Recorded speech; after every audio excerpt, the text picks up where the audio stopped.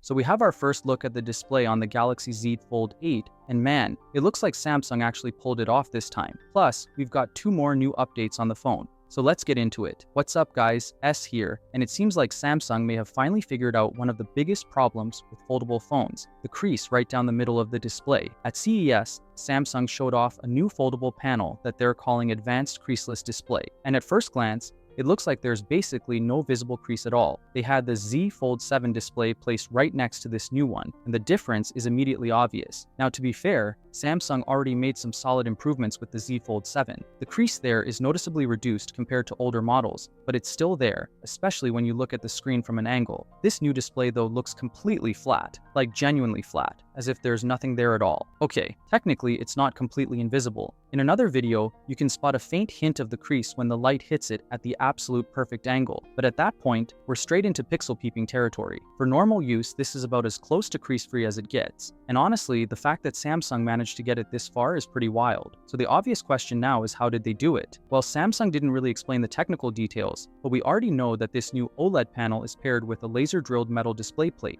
This design helps spread out the stress that's created when you fold the screen instead of concentrating it in one spot, which is what usually causes that crease in the first place. And by the way, this isn't just limited to the Z Fold 8. Apple's upcoming iPhone Fold will also use this exact same display from Samsung, which honestly raises the question, could Samsung have done this earlier? Probably. Did they wait until Apple was about to enter the foldable market? Also probably. Ridiculous? Yes, but hey, results are results. On top of that, Samsung is also expected to launch a wide version of the Z Fold 8. This one is rumored to be much shorter and noticeably wider, basically very similar to the proportions we're expecting from the iPhone Fold. And yes, that model is also expected to come with this new creaseless display. Now moving on, the next Galaxy Z Fold 8 rumor honestly sounds a little too good to be true, but it's still worth talking about because it's coming from a reputed Korean publication. According to them, the Z Fold 8 will pack a 5,000 mAh battery, which lines up with what we've already heard before. But here's the wild part. They also claim that the phone will be noticeably lighter than the Z Fold 7,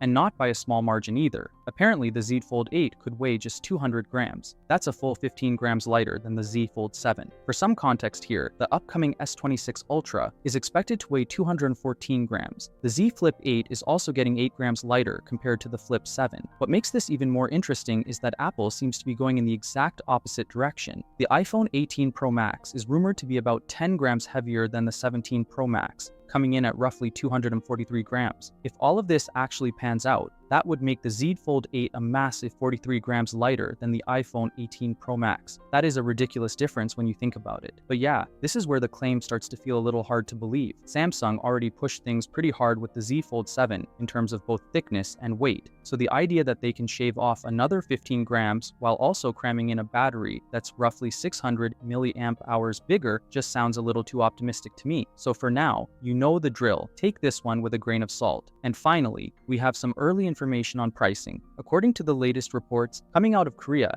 Samsung has decided to keep the prices of the Z Fold 8 and Flip 8 the same as last year. That means at least for the US market, we're still looking at around $1,900 for the Z Fold 8. Now keep in mind, this pricing specifically applies to the US. We still have no clarity on how Samsung plans to price these phones in other regions around the world, and that's where things could get a bit messy. The same report mentions that due to rising manufacturing costs, Samsung may end up increasing prices in certain markets, and on top of that, they could also cut back on some of the usual pre-order perks, including the fan favorite free double storage option. So the strategy here might be to technically keep the price the same, but quietly remove the incentives that actually made the launch deals attractive in the first place. Either way though, it's still very early days, so nothing here is locked in just yet. We're going to have to wait and see how this plays out. Now, like I mentioned earlier, Samsung is also launching a second wide version of the Z Fold 8. Here's what that model could look like, along with all the details around it. Click right here and I'll see you there.